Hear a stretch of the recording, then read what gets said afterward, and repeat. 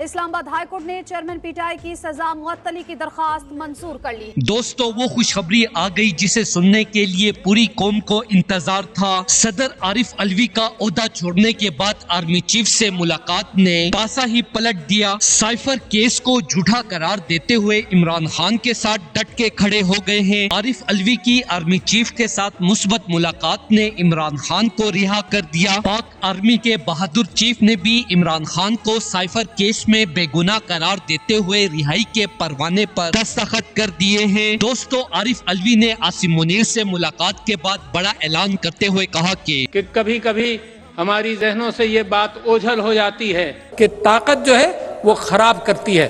میرے ملک اشتر کو حضرت علی نے خط لکھا، حضرت عمر نے گورنر بصرے کو خط لکھا، بصرہ جو تھے گورنر وہاں کے، ان کو خط لکھا اور پوری کھینچ دی بات کہ جی انصاف معاشرے میں۔ دیکھو دو ہی چیزوں سے چلے گا۔ میں یہ بات بڑی پرانی ہے۔ سقراط سے کسی نے پوچھا جی معاشرے کیسے بنتے ہیں؟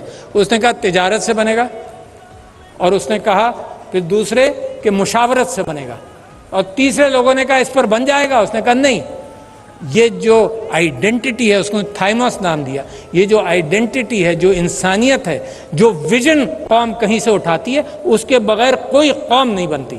عمران خان نے اپنی رہائی کے لیے نہ ہی طاقتوروں سے ڈیل کی ہے اور نہ ہی اپنی غریب عوام کا سودا کیا ہے، کیونکہ اگر عمران خان ڈیل کرنے والے ہوتے تو کب کے جیل سے باہر ہوتے۔ اب طاقتور بھی مان گئے ہیں کہ بے گناہ عمران خان پر سائفر جیسا کیس بنانا سراسر غلط اور بے بنیاد تھا۔ عارف علوی کی عاصم منیر سے اس ملاقات کے بعد اب معاملات بالکل ٹھیک ہونے کے قریب آ چکے ہیں اور 1 سے 2 دن کے اندر عمران خان زمان پارک میں ہوں گے انشاءاللہ۔ دوستو اس حوالے سے اپنی رائے کا اظہار کومنٹ سیکشن میں دیں۔ ویڈیو اچھی لگے تو لائک کریں اور اس چینل کو سبسکرائب کریں۔